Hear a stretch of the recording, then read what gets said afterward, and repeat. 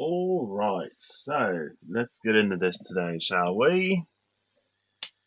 Today should be a little shorter. I already got the cards up. When I was putting these away last night, I was like, you know what? I'm not even going to shuffle these. But I did want to start with this. Oh, the selenite ball isn't even in frame. Oh my gosh, let's do it this way. So you can see the ball. Down the ball, I guess. I don't know.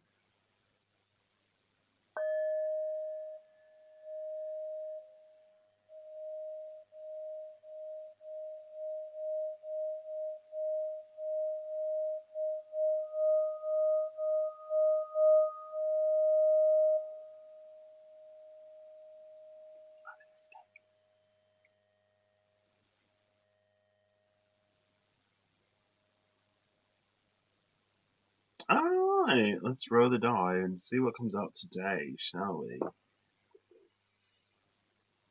It might be earth elements today. Let's see. Oh, number 2! So maybe it is the trilogy point then. So we're actually doing fixed signs today. So I am going to go ahead and give this a shuffle.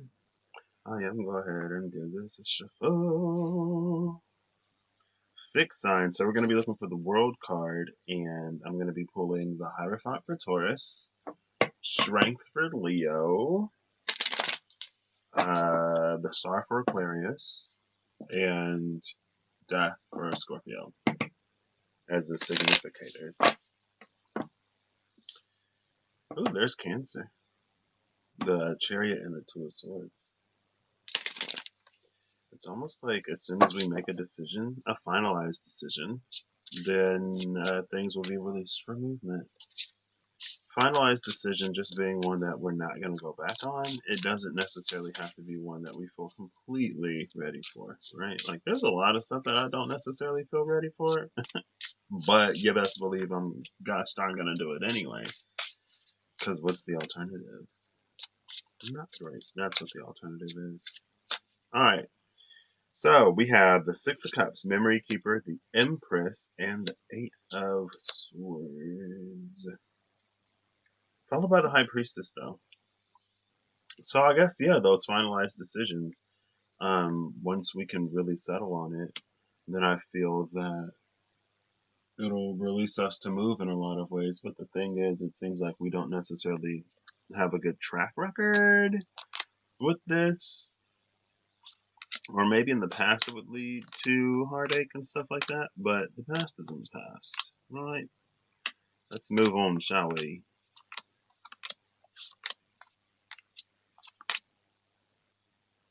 Oh, goodness.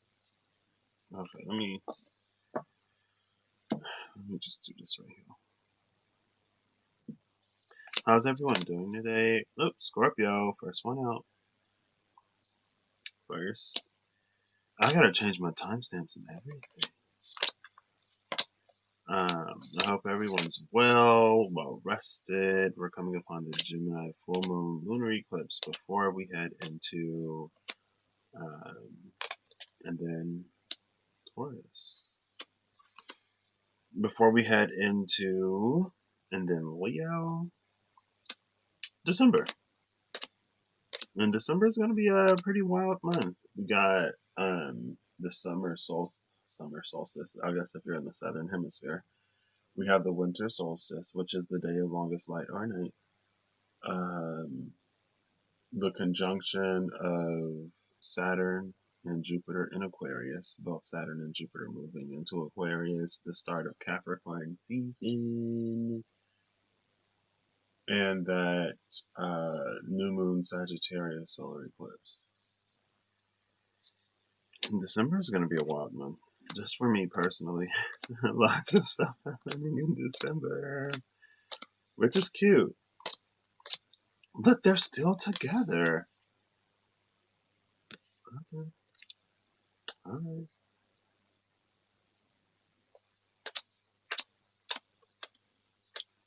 Alright. I ain't mad at it. And then there's Aquarius.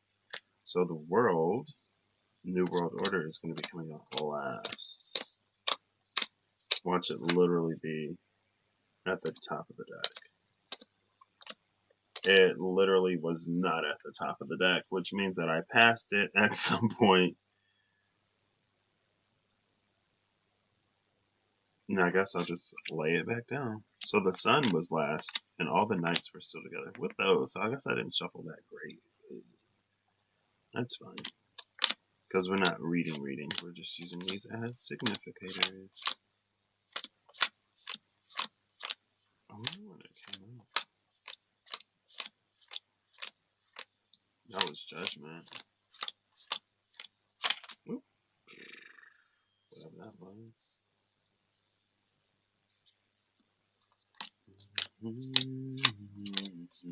Oh, there it is. I think I looked at the Seven of Wands, the Dark Horse, too. Dark Horse, that song by Katy Perry and whoever it was with. Maybe Taylor Swift? I don't know.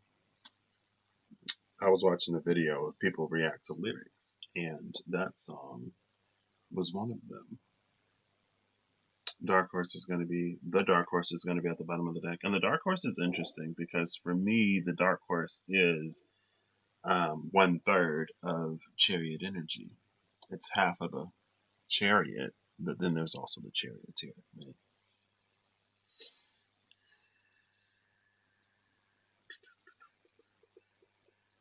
So, what we're going to do is we're going to shuffle this and give it 2 runs through.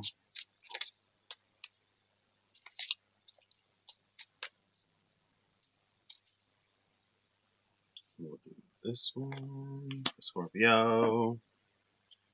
Best that we ought to see. And then we'll do 2. Oh, hold up. I might take that one. Oh, no. Oh, well, nope.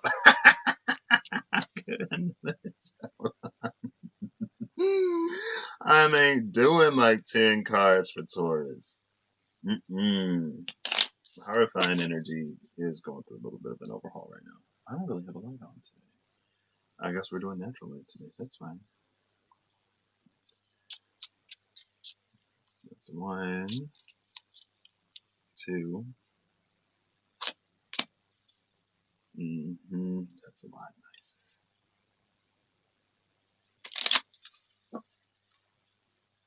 For Leo, 1, 2. Since this one is already out, let's take that one.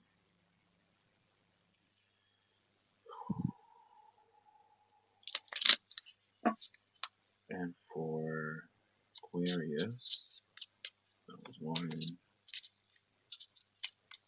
2. We'll take this with the bottom as, we'll do the bottom and the top.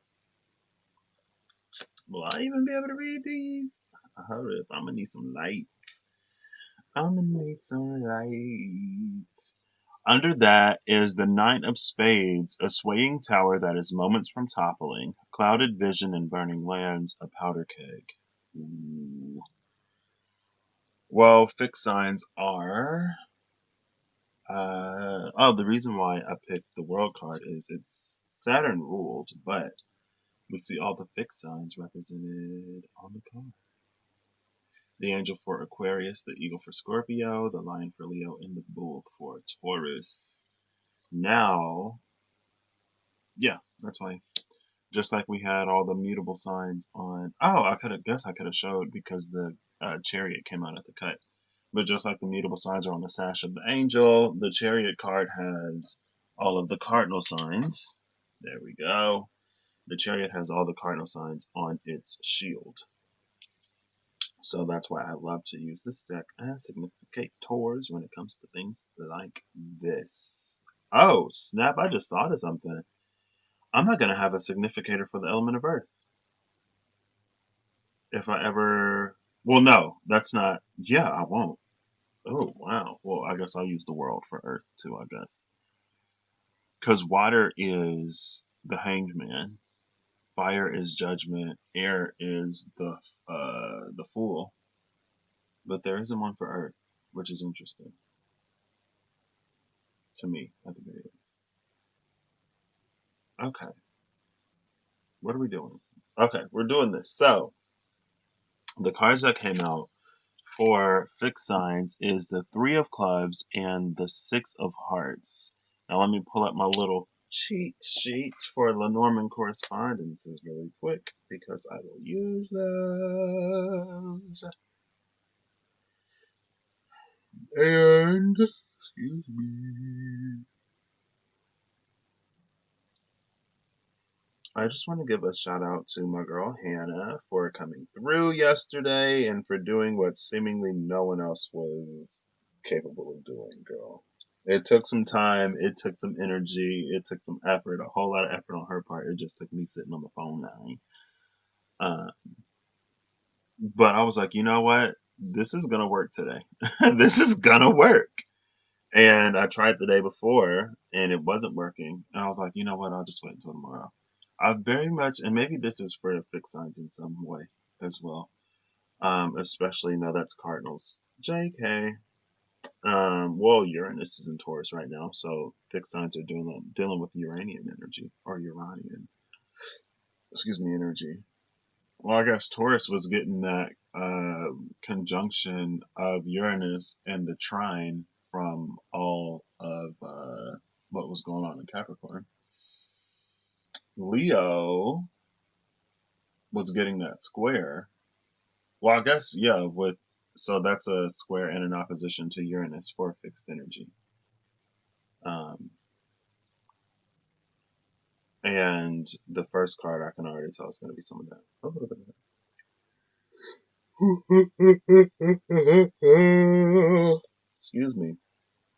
The Six of Hearts is the stars. Aw, that's cute. And Aquarius was the last one out. So we have again the Three of Clubs and the Six of Hearts. The Three of Clubs reads on the cusp of realization, a shared vision, and a quickening. And then maximizing or minimizing limitation or support, look to the root. This is interesting because with fixed energy, it's given me the element of earth. And whatever you plant and how you tend to it is what will grow. And I guess we're talking about reality with a shared vision because reality is a consensus, more or less. Even on some like societal levels, we can tell or we know that reality is a consensus, right? Like if all of a sudden we decided that a 40-hour work week to not get paid that much wasn't that great, if we demanded change, then things would change. And it wouldn't be reality anymore that, you got to work your 9 to 5, that you may not even necessarily like just to make ends meet. And sometimes you got to work multiple jobs, right? We could decide at any moment that that's not how we're going to do it anymore if we wanted to. But anyway, this is an energy of realization, right? Literally on the cusp of realization, and it can be a lot better than where we are, or it can be worse, right? It's maximizing and support, or minimizing and limitation. And to know which one we're kind of sort of going to go for, we look to the root. Now we have the elements of water and fire, but there's a lot more water than there is fire. And when there's a lot more water than fire, what do we get? It depends on if there's an element of separation. If there's an element of separation, we get steam. If there's no separation between the water and the fire, then the water would put out the fire. But the interesting thing about water is it puts off oxygen gas when you burn it, right? Hydrogen gas and oxygen?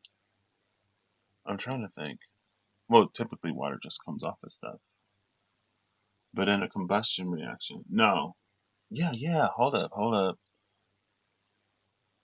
Because you get carbon dioxide from a combustion reaction. Well, typically you're burning something that has carbons in it, so that's why. Or that's where the carbon comes from at the very least.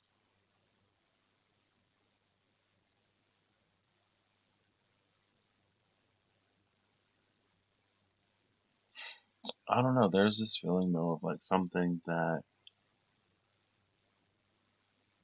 the burning of this water releases that is itself like flammable. But I don't think that's how it usually works because water doesn't separate, right? And so if you boil water, it turns into water vapor. It doesn't separate into like hydrogen gas and oxygen gas or whatever. Or like a hydrogen gas and what is that, a hydroxide gas? It stays together. And so even in the space of transition and transmutation, if we start whole or complete, then we end whole or complete. And that's why we look to the root to see what the status of this is, right? It's like if there's a dying plant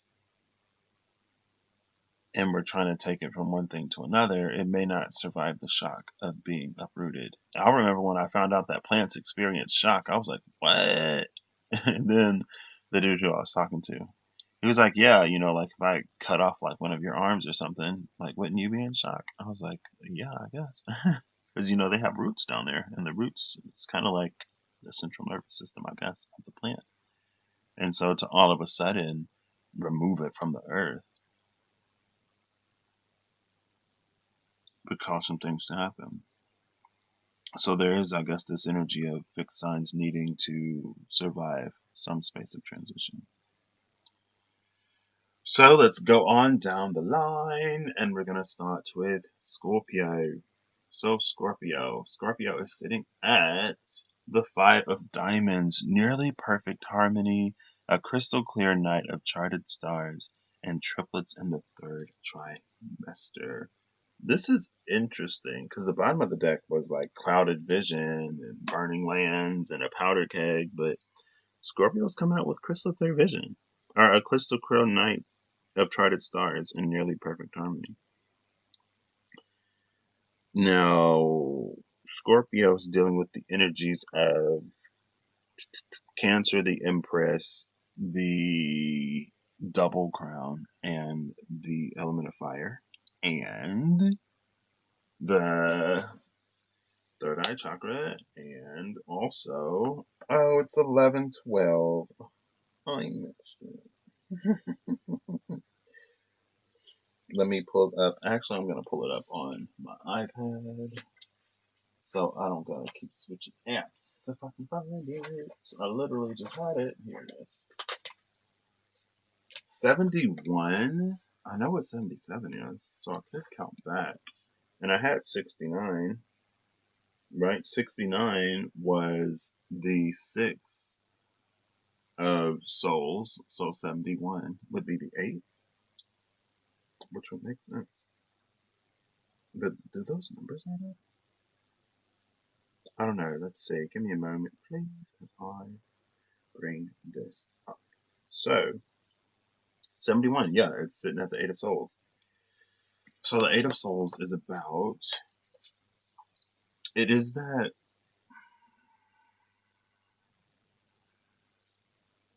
it's coming at the tail end of an element of self-discovery.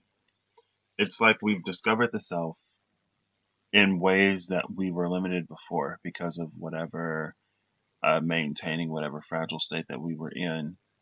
Um, but in going beyond, it's given us an opportunity to know things deeper, and it's putting us in a position to create home through,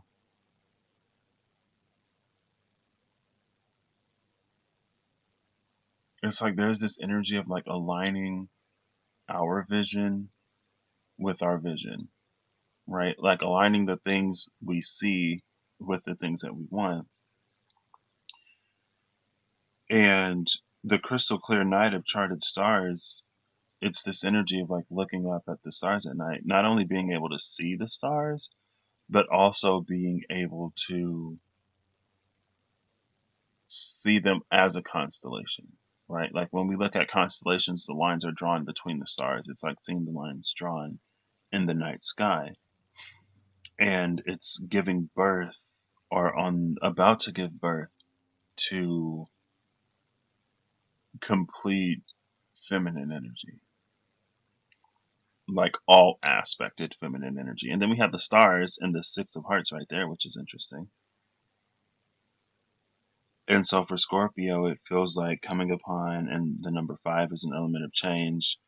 Earth is, our diamonds are related to the Suit of Pentacles. So it's this energy of the Five of Pentacles, and the Five of Pentacles is being left out in the cold. But again, between this Empress and this Cancerian energy, Scorpio is creating what it didn't find before. And I feel like Scorpio is really, really close to getting it done. I think Scorpio just has to keep in mind that, like, you're creating a space where you can be completely 100% you, right?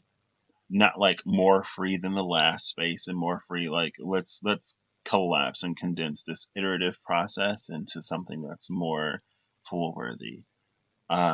Something that requires a little bit more of a leap, because it's like if you could take one leap into a space exactly that you want to be in exactly, and that serves you completely and fulfills you, rather than taking tens of smaller steps, then like just take the leap, right?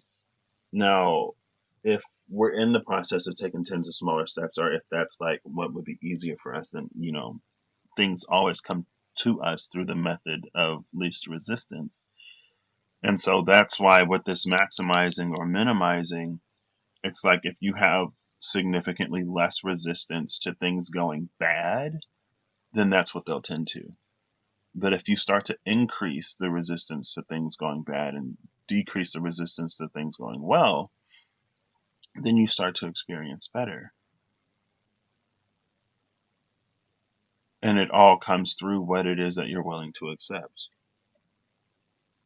Now, also with the Eight of Essences, again, there is this energy, it's almost post hermit energy for Scorpio. And I think that's why things are going to be working so well. I feel like, we're officially in Sagittarius season. Scorpionic energy has hit that rebirth. And with Sagittarius, it's almost this like new Taurus, I guess, but it feels more Gemini. Um, well, I guess it'd be Aries. And the element of fire is here. Um, it's like this new Aries energy in Sagittarius season, and that's a trine, which is a very harmonious aspect, speaking of harmony, and there's like almost no resistance, speaking of the method of least resistance. But it's this rebirth, and it's like experiencing the world again from this brand new space. But since, and again, it's like, we look to the root. The finality to which you have put your past behind you will determine how easy it is for you to move forward and how easy it is for you to not go back, right? To not go back. And with this crystal clear night of charted stars, I feel like things are really, they may not necessarily have come together yet, or they may not necessarily be within reach or within hand, but it feels like Scorpio is starting to see how things connect beyond what Scorpio initially thought. Maybe also beginning to see the power that Scorpio has in really manifesting their experience by what they choose to hold on to, being fixed water. And I guess before you have the babies, the water has to break, right? What was that? Was that a dream or something? Somebody was like, oh, somebody's water broke. I was like, what? Their water broke? That had to be a dream that I don't even remember. I just remember somebody saying that somebody's water broke or something like that. That's so weird. Maybe it wasn't even a dream. I don't know. Um, but it's triplets in the third trimester, right? So the water could break at any time. let's say that we're getting closer to the tail end of the third trimester and like not the beginning, right? So maybe we're in the ninth month instead of like the what, seventh month. Um, third trimester is also mutable energy, right? Because the 2, 3, 4 is cardinal, 5, 6, 7 is fixed in the tarot, and then 8, 9, 10 is mutable. And then the 5 of Earth is Taurian energy. It's the first decan of Taurus. 5 of Pentacles is, and that's interesting because Taurus opposes Scorpio, and Taurus and Scorpio were the closest two together. Oh, I don't have my waters open. That's fine. And so yeah, that's this feeling for Scorpio. It's like coming out of that rebirth, but again, since like you haven't necessarily died, it's not like you're still gonna have the memories of those previous experiences in this incarnation, because you're not switching incarnations, but you have the ability to live completely new. And so I'd say go for it. And harmony is something that comes, like perfected harmony is something that comes with practice. So you don't have to have it all at once. But again, it's like the more good you experience, the easier it is to expect more good. So allow the good in, Scorpio. And that's what I got. Next, we're moving over to Taurus. Taurus. Taurus is coming out with the 7 of Clubs. A purifying light, a renewed mind, and a moment of timelessness. A purifying light, a renewed mind. I'm loving this crystal clear vision. This renewed mind, a purifying light. Because, girl, we got clouded vision and burning lands at the bottom of the deck. I was a little concerned. But with clouded vision and burning lands, that could be the energy of like a forest fire. Clearing out the underbrush. And after the fire, it grows back anew, right? Like bamboo, there are certain type of plants that are like built for forest fire. Like as soon as the fire is over, girl, they're already like growing back bigger and stronger than before because they have those previous experiences to serve as fertilizer for them. I just saw fertilizer, the word fertilizer before I came on. Let's look at this. This was the 7 of Clubs. The 7 of Clubs is the energy of the mice. I love the mice. Cinderella. Here's 67. So 67 is the 5 of Essences. Because 69 was the 6. 71 is the 8. So 67 is the 4 of Essences. Souls, sorry, the 4 of Souls. Like 4 of Wands energy, that's cute, right? And then we have High Priestess. We have the double crown again. The double crown is on both of these. But this one is related to the solar plexus. That one was related to the third eye. So with Scorpio, it was more about sort of seeing and perceiving and overlaying one on top of the other. But you can see the thumbs are still left out. Those are the outliers. We'll keep the thumbs. Maybe we'll put them under. Yeah, there we go. We just tuck them in. And we overlay them. Excuse me, but with Taurus, it's about moving, right? And it's almost related to challenge. I think sometimes Scorpio's challenge can be seeing things in a way that isn't dark or foreboding or eerie or like, this is why I can't X, Y, Z because it never works out or blah, blah, blah, whatever.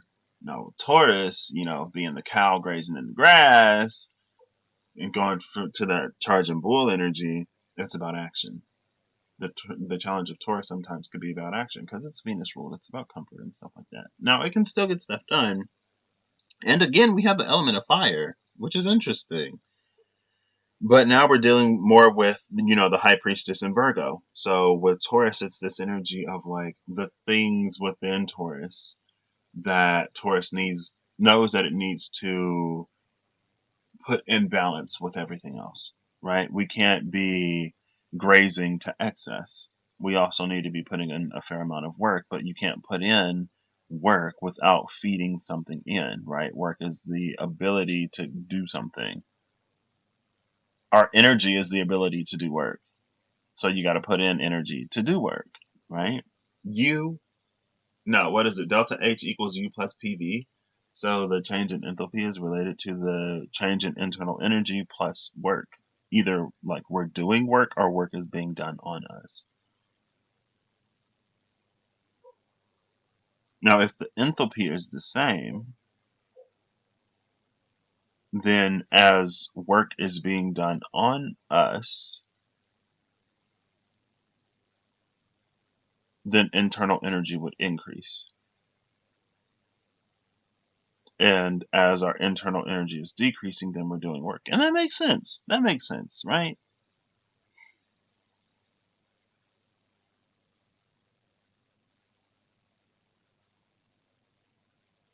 There's also this question of like how we get a message across. Scorpio's getting a message across in a very projecting way by fixing and correcting its vision. Taurus is getting the message across in a very physical way by correcting action. And again, with the High Priestess in Virgo, it's this energy of like knowing the things that you need to cut out, or knowing where you need more balance. Maybe it's increasing health in some way by doing something, or it's like these things that you're being intuitively guided and led to do, or these ways through which you're just sort of naturally changing is like bolstering your health in some way. Like I've been dropping weight for like what, a year now, maybe more. I haven't been this light since like for a while. It's been at least a decade. I'm the lightest I've been in a decade because when I went off to college, I was already over like 300 pounds. But now your girl's like, she's under. I was like, what? And I'm not even really doing anything. Just drinking a lot more water. I am eating a lot more. Like I'm eating better because randomly last summer, summer of 2019, my body decided to start liking vegetables, and I like hated vegetables for a very long time. But then one day I'm just like, wow, I don't hate this question mark. Things that are naturally going through the process of change because we're harmonizing with the soul, with that four, or it's creating a, an area for our soul to inhabit within us that is projected through the solar plexus. It's projected through action. And so it's like we have this container, and if it overflows, then it would stop because it's like it's flood proof. And so the only way to continuously receive is to do or to release. But again, we release through action, through the space of action, Tauruses.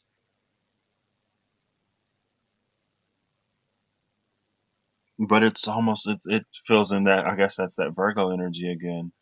At the same time that we're allowing all of this light in, it's cleaning us out like an enema. And the purifying light is right there. Now this moment of timelessness, I feel like it's related to a decision that Taurus is going to have to make for some reason. But it's a decision that it's almost like the space of a decision that Taurus continuously makes. But like it feels like a very important decision, but it's not made all at once. It's a series of decisions. It's a series of actions. So okay, go on. Go on. It's a series of actions. And it's almost like it proves to Taurus, because I feel like Taurus knows that Taurus is capable. Also with the High Priestess, I feel like there's this energy of balance. So it's like work when it's time to work, but also rest when it's time to rest.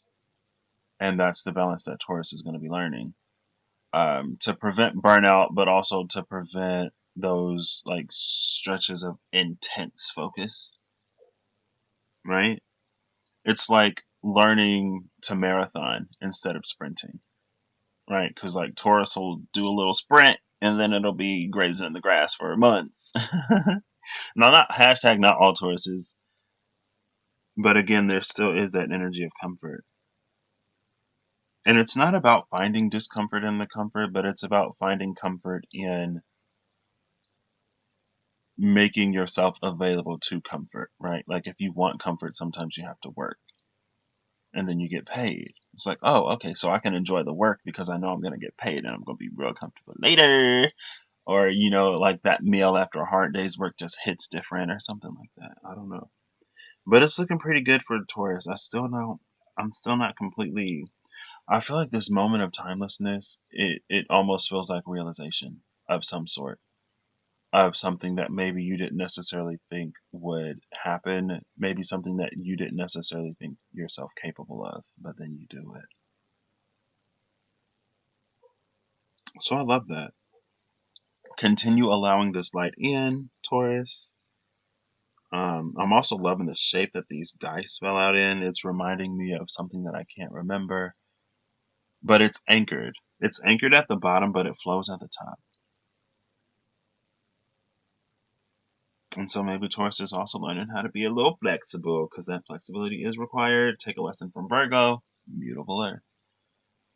And again, with Uranus being in Taurus right now, or Uranus, lots of things are changing in a personal way, right? If Uranus is in Taurus for a Taurus, that'd be the energy of like the first house for Taurus. With Uranus being in Taurus for Scorpio, that's the energy of like Uranus being in the seventh house. So for Scorpio, it's changing maybe how they relate to people or their dynamics with people, which then allows their image of what the world can be to shift and change. But again, for Taurus, it's in the house of self. And so instead of everything else shifting to align with the truth that Scorpio holds deep within, that they have to be comfortable and vulnerable enough to bring to the surface and allow the world to grab onto and to make real, right? The universe can't do it if you're hiding it. But for Taurus, it's like this inside out type thing. Well, it's inside out for both of them, but for Taurus, it's in a very doing type way. So you got to do something, Taurus. Next is who this? Leo. Leo, Leo, Leo. Leo, Leo, Leo. Leo. Oh, snap. Leo's coming out with the 2. Leo's coming out with the 2 of clubs, which says embodying hope, a fount of truth, and a tongue of light. Oh, Leo. Okay. Well, Leo's also coming out with the crown chakra, but with the default sort of, for me, the default receptive crown instead of the double transmittive crown, where we're like projecting out from the crown to interact with the world around us and to sort of like lay these energetic foundation framework type things. For Leo, it's about receiving with that crown chakra. And also we have the throat, and that's probably that tongue of light energy. It's the crown of the throat. Leo's coming out with the element of water. So far, all the elements are either fire or water, and we have fire and water here. So Leo's got who this? The star, Libra, the crown, the throat, water, and a planet. What planet is this? It ain't the sun. Hold on, wait. It might be Venus. Let's see what it is. Let's see what it is. Girl, no! Oh no! We undoing all of that. Oh no! I'm over here erasing stuff. Yeah, it's Venus. So Leo's coming out with Venus, water. Love that. Venus just moved into Scorpio, so Leo energy may be getting a little snuggly. It's Libra, also the crown and the throat with the star.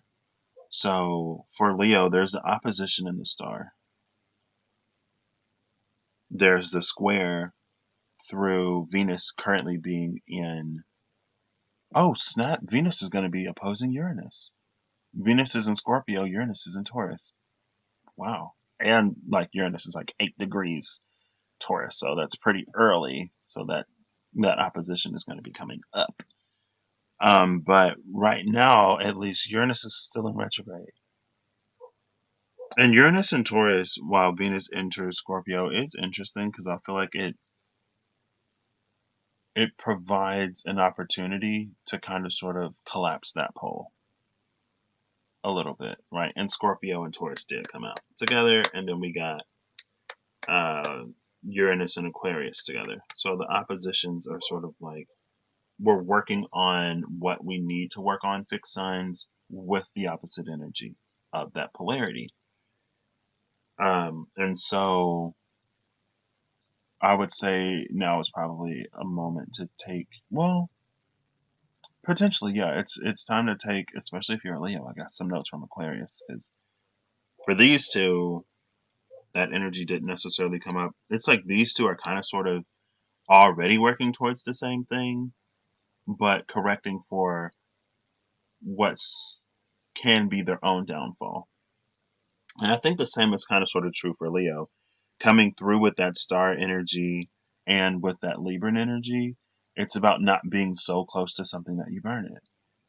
Also, with that Venus and with that water, it's about allowing that element of connection to really. It's basically like letting your heart be seen. Embodying hope, a fount of truth, and a tongue of light. Maybe also beginning to communicate how important the things that are important to you really are. Because I feel like Leo can be the energy of like doing so much for the people that they care about or the things that they care about, being really invested. And sometimes when we are that invested, or sometimes in our own world, we know how we make time for things and people and how we provide for things and people. But there's almost this energy of like some things being lost in translation because they're not being spoken because Leo is expressing them. But I don't know if it's, and maybe it is on some part, but I don't know if it's necessarily, I don't know if the message is completely being received. Um, I love that fixed energy is coming out so like positive though. Oh my gosh. Especially again with that clouded vision and burning lands at the bottom of the deck. But maybe for fixed energy, it's about holding the space of the new world, holding the space of the world that we're coming into. Right? If we're talking about new world order. And what happens when we have more water than fire, I guess, is compassion. What happens when we have more fire than water, I guess that's competition. So we're in this cooperative energy now. And it seems like no one's being more cooperative than Leo. I was going to say than the sun. Um,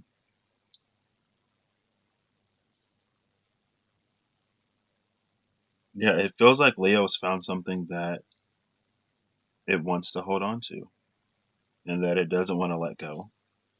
And it's willing to readjust its orbit for whatever this is. Because if anything were to get any closer or further, then it would like throw off the whole solar system in a way. Like it reminds me of a diamond, right? Where it's tough and it's rigid, but it's also brittle, and so it could break. It reminds me of who was that yellow diamond? She's like, yeah, diamonds are tough, but we're almost brittle, and under this pressure, a diamond could break.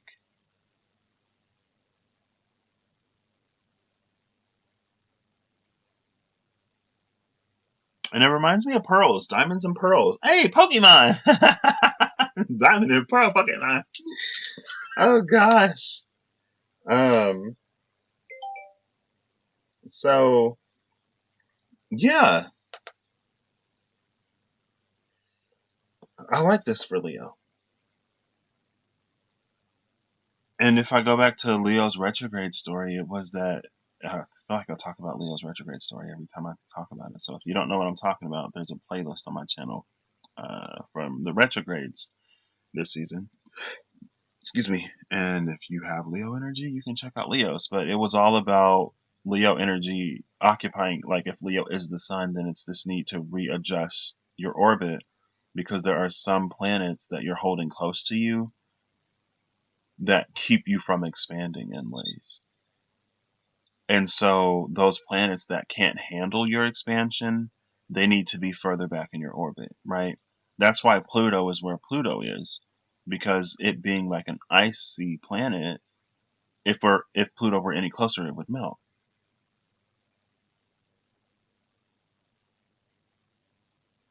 right? And so Pluto was like perfectly positioned for where it is. And also, if Pluto were any closer, it's kind of small. So another one of these planets might try to turn it into the moon. Now, Pluto packs quite a punch. So, would Pluto become a planet's moon? Or would a whole planet become Pluto's moon? Let's be honest. Because, I'm not one to discount Pluto. Um, That would be interesting. Little Pluto having like Uranus as a moon. Can you imagine? Oh my gosh, can you believe? Um, but yeah, it's bringing in what deserves to be brought in, and it's like it's fueling Leo in a way to actually be even more to more.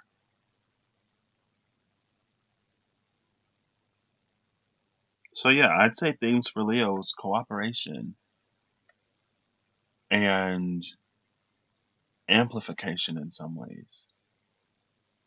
It almost feels like the light of Leo is cutting through the heart of a planet or cutting through the heart of something that it brings closer to its orbit. And then that thing becomes a star in and of itself. And then now it's like the birth of this new binary star system. And all of the planets in that orbit, or all of the planets in that system, will now acclimate to having two suns. Because if a star is that close, it's basically a sun, right? It ain't necessarily got to be as bright as the first one, but with it being that close, that's another sun in the sky.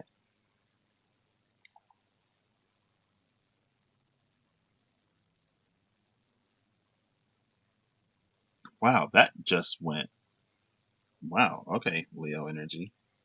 I love that for Leo energy, though. I feel like Leo energy was getting like a lot of my time for a minute, and it was totally worth it. I like Leo energy. For a while, I thought I didn't like Leo energy until like 2016 when I met a whole bunch of. Well, no, it wasn't until like 20.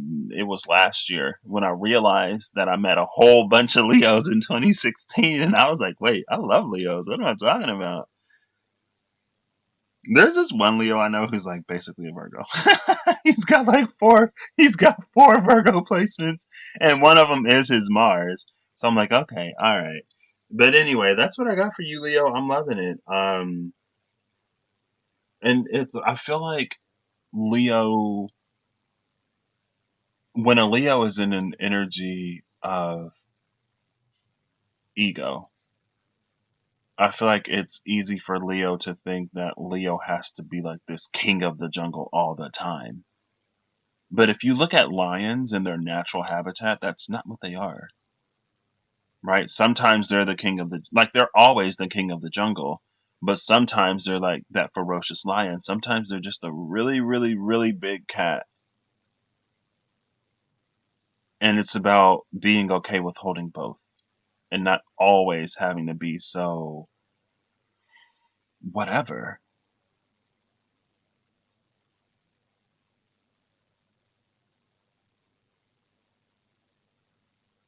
And I guess I would say to end for Leo with the star, the crown, and the throat here, speak the things that you wish to receive in a way that is true and genuine and authentic. In a watery Venusian way, girl. Now we're moving on to, last but not least, Aquarius. Aquarius. Coming out with the Nine of Hearts. It's interesting to note that Aquarius's card was the only one in reverse, even though I only read these upright. And Aquarius is not disappointing. I was like, so the cards up here could be like really good or not that great. But I think we're on the maximizing support side of this, especially if you've been working through all the things that have sort of been holding you back. Look to the root, and I was talking about how for all of these, even with Leo, it came out. Sometimes you got to let somebody else shine or not be so much all the time. Be okay with sharing the spotlight in some ways. But yeah, look to the root. It's like all of these so far are addressing those things that lie at the root. And so what we're on the cusp of realizing is something amazing. Both of these have the number 40. I just saw that. And they're both the element of fire. They both have the 4. They both have the 40. Here's an 8-6. Scorpio had an 8-6. That's interesting. Here's the 7. Leo had the 7. Oh, no, that's a different 7. Sorry. But Leo's got the most 7s. Right? 17, 7, and 7. But yeah, fixed signs are actually realizing something great. And maybe that's why this is on the bottom of the deck off to the side between the singing bowl and the selenite ball. Because all that clouded vision, it's being released. And the vision is coming in. And fixed signs are realizing the things within self that hold them back, that keep them from receiving what it is that they want. And fixed signs, this is looking gorgeous. I love this. I love it. I'm so glad it's not mutable today. Aquarius has the 9 of Hearts, a blip of light at the heart of a black hole, progenitors in a primordial pool. 67, and Taurus had 67. 67, 18, 7. Leo had that 7 there. 2, 1, and 2. So Aquarius is actually coming out with the element of Earth, which is gorgeous for Aquarius because Saturn is moving from Capricorn to Aquarius. So let's go and see what this 9 of Hearts is all about. 9 of Hearts. The 9 of Hearts is the rider. Energy, passion, speed, activity, news, messages, positive, and soon. Yeah, they're moving into Aquarius soon. I love that. Well, here's the quickening right here. Things are beginning to speed up, which is why it's so important for us to actually begin embodying these things and correcting whatever it is that we need to correct. Because we've had a minute to discover what it is that we need to correct and to know how we limit ourselves. Well, and it's time to start doing, because things are about to take off.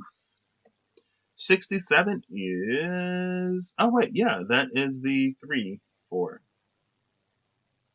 That's the 4 of essences again. It's so interesting that all of these came out.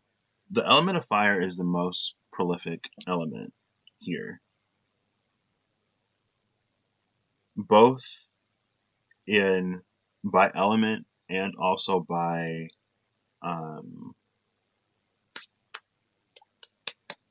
the other thing, right? Because we have 71 here, 67 and 67. All of those fall within the bracket of fire.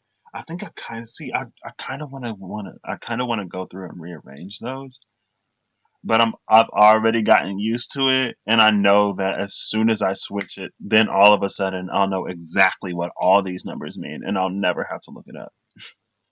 And I'll be like, "Wow, I just switched these." I might do it anyway. Um, But for these, I think I'll do it in a new file though, because for these, since I created these under that system, I think I want to keep them in that system. But that's fine. I do plan on making another edition of this as well and using a different background. Maybe having themed editions. Oh my gosh, I would love that. Can you imagine? But anyway, back to you, Aquarius. A blip of light at the heart of a black hole. This is interesting for Aquarius, though, because again, for Aquarius, this came in reverse.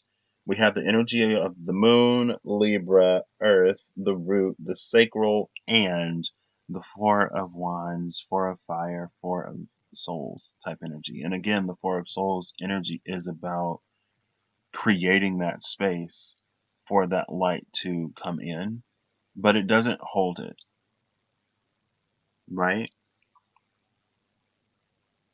Now, Aquarius is sitting with the root, the sacral, and the moon, and sort of Libra balancing those two out. It feels like Aquarius is holding on to light that it needs to release. So, with progenitors in a primordial pool,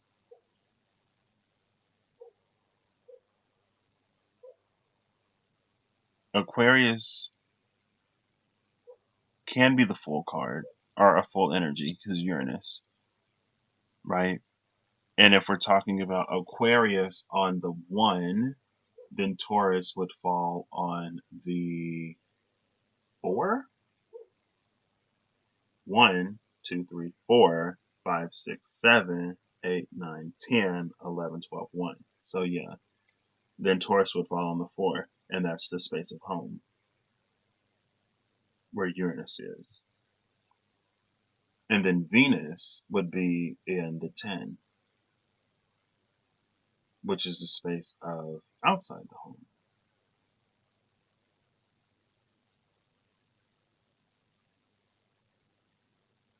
But with Venus being in 10, again, it's like there's this need to almost develop some consistency between who we are on the inside and who we are on the outside, or who we project ourselves to be through the space of action and communication and all kinds of things. And so for Aquarius, it's the same, but at least in modern astrology, Aquarius can be the sign of like the one before their time, or the quirky one, the weird one, it's Aquarius. But almost like with Scorpio, it's about creating these spaces where you can be completely 100% authentically you, or finding and creating.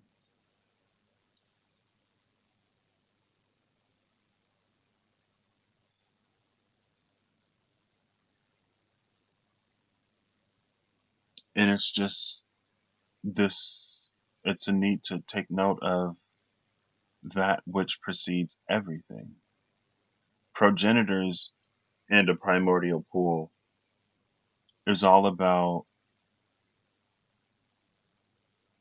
a very rugged, unperfected, not yet evolved, but completely path defining and redefining moment where, from seemingly nothing but chaos and destruction, that single life comes to be. And again, that's the blip of light at the heart of a black hole, something that only takes, but now it has something to give. There's also with the black hole an energy of dilation. What does dilatation mean? Is that a word? Hold up. Hey Siri, is dilatation a word? Okay, I found this on the web for is dilatation a word. No, check it out. Not. It's not. It is dilation. What is that? I feel like there's a I don't know. There's an energy of dilation and compression. Well, it's like tension and dilation, but also compression because gravity is so compacted.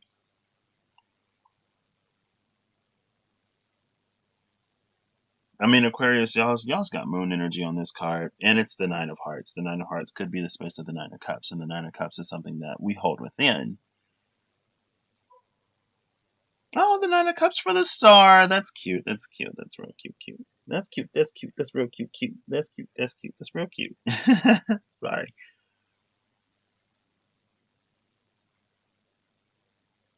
But yeah, Aquarius is just this energy of like everything starts somewhere. And no matter how small or large, the first step, the first brushstroke, the first idea, the first prototype, the first model, the first iteration, the first improvement, there has to be a first. Everything starts with something or from somewhere.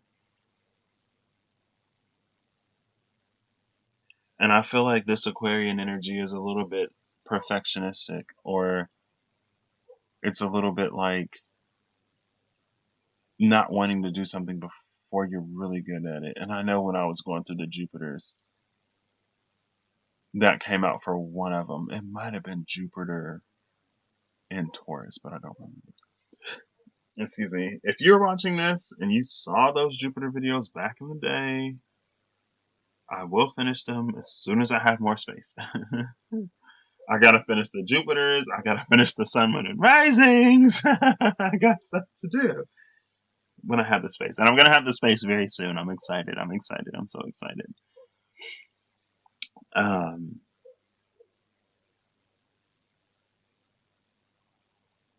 But see, that's the thing about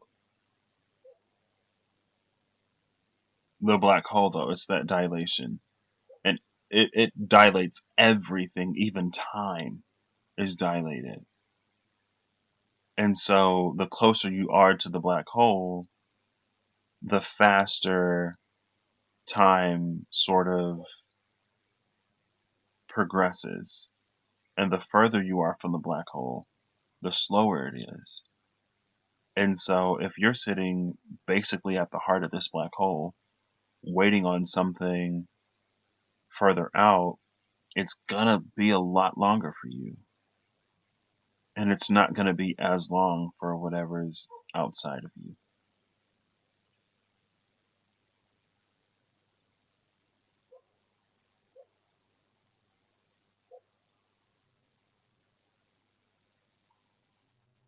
But with that light there, oh my gosh, that's interesting. Time dilation. Time is a thing today, apparently. And manipulation of time. Manipulation of the direction and the flow. Manipulation of the flow of time. To speed it up, slow it down, or to turn it back over on itself is a thing today. Don't ask. I'm a weirdo. My Saturn's in Aquarius, which means your girl's coming upon a Saturn return in the next few years. I'm ready for it, though. I'm excited. Because for me, it's already been a process of working through a lot of the stuff that I am better off without. And I truly do believe that if our foundation is good, then Saturn comes in with an Aquarian energy to really push that forward, or to take today into tomorrow, to make tomorrow today.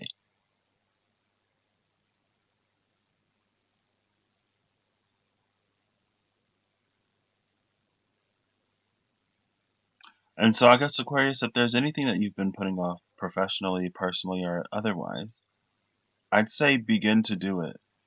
Because just like a black hole, we can look back on our past and be like, wow, if I would have started a month ago, a week ago, a day ago, an hour ago, a year ago, a few years ago, by now, like I would have been there. And all I had to do was like start. And at least if I was doing a little bit, if I would have saved a penny every single day for, these years, then at the very least I'd have what, 365? Okay. You increase by a penny. So let's save $1. Let's save $1 every day. Or $2 or $5, right? That's $365 a year over 5 years. It's over 1,000, right? What's 365 times 5? That's 25 plus 300, so 325, plus 15, that's 1825, maybe? Hey Siri, what is 365 times 5? 365 times 5 is 1,825. Oh, snap! Sorry. Okay. It adds up over time, Aquarius, is what I'm trying to say.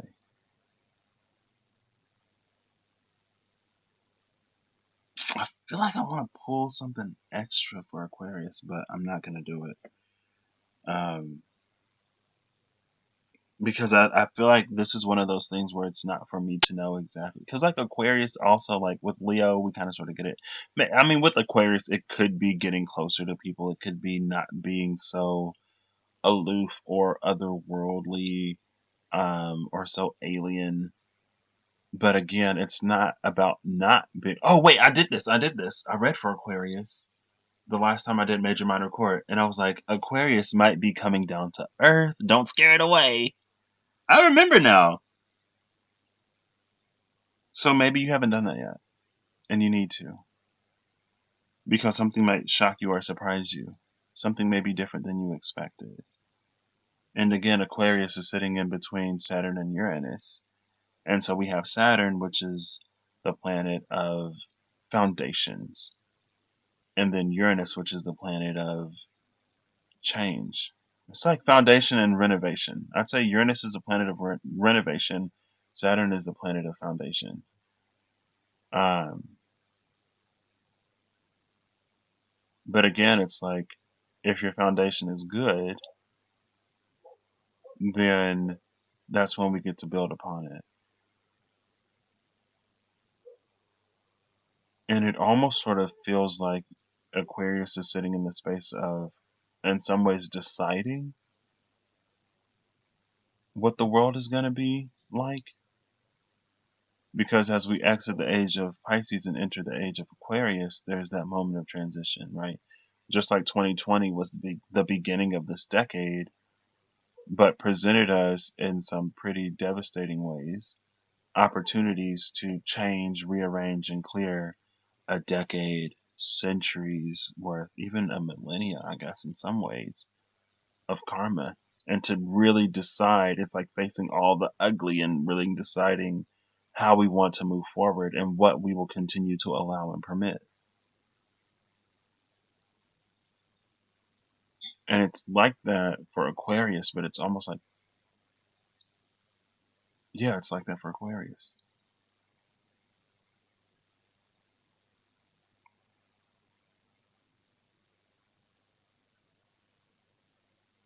And maybe that's what this blip of light at the heart of the black hole is like. Aquarius peeking its head out.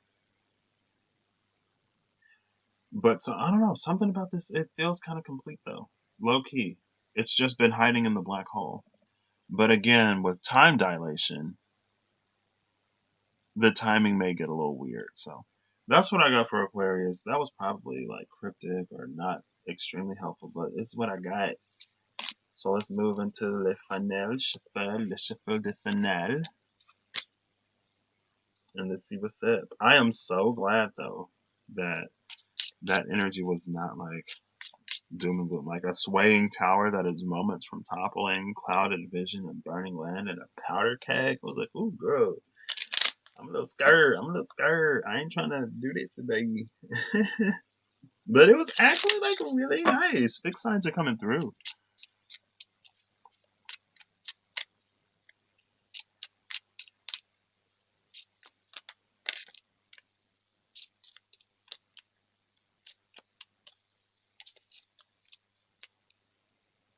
Nah. We're just gonna keep going until something comes out. We'll do one more. Oh.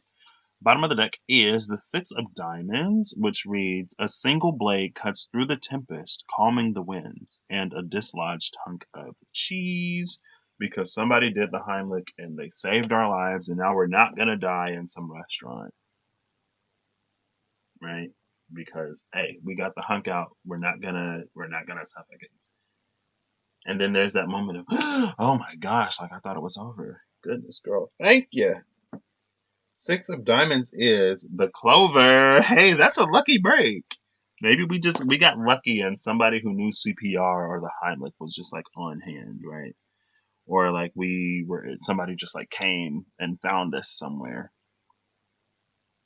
But the single blade that cuts through, it's a Michael energy that cuts through the Tempest, but it's an energy of something that we have to do for ourselves. And I feel like fixed signs have been in the space of at the very least discovering for themselves how some things that they maintain and hold on to don't actually serve them. And it's not even like that it doesn't serve them in a way that's like, it's almost like things that fixed signs have been kind of sort of holding back or reserving in some way. And to release that is to go further beyond. Oh, well, look at that. A blip of light at the heart of a black hole. Progenitors in a primordial pool. 9 of Hearts. I was like, I see this card all the time, and it just came out. So there we go. There we go. That's for everyone, but also for Aquarius, I guess I would say. Again, with the single blade that cuts through, what is Aquarius? King of Swords energy. And here's King of Swords energy with that single blade that cuts through the Tempest, calming the winds. Where does it start? Progenitors in a primordial pool. Where does it start? And how does it start? And how do we release that thing from the space where there was only darkness? I don't know. Fixed signs, that's a question for you in your own personal lives. So that's what I got. I hope you have a good one, everyone. Able to see this, and I hope you're acting in alignment to make the good better, the better great, the great wonderful, the wonderful fantastic, and the fantastic miraculous. Because for those who act in alignment within and believe, it is all possible and continuously unfolding.